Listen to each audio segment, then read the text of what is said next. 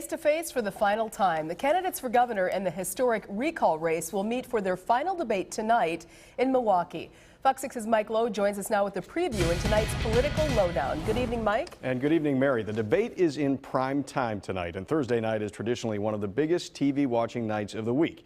The debate will be broadcast across the state, so this is viewed as one of the, if not the, last opportunity for either candidate to alter the race.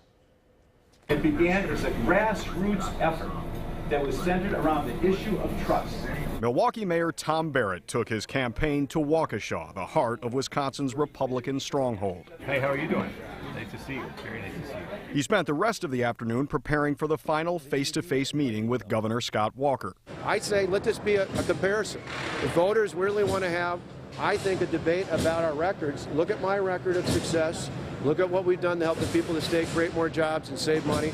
Compare that to the mayor of Milwaukee, where for 8 years under his tenure, taxes and fees have gone up 43%.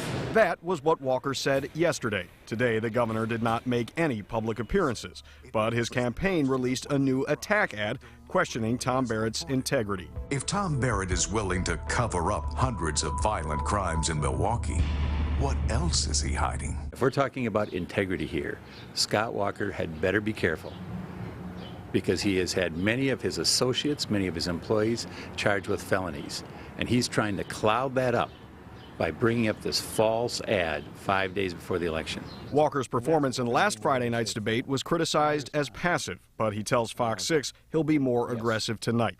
And with the release of this ad, Mayor Tom Barrett failed to report it. He's signaling he'll attempt to make the mayor's record on crime a key issue. If he does, I'm going to fire right back at him, because if he wants to talk about character, we will talk about character. A newspaper investigation found the Milwaukee Police Department misreported hundreds of violent crimes, which made it look like the city's crime rate was dropping, when in fact it was increasing.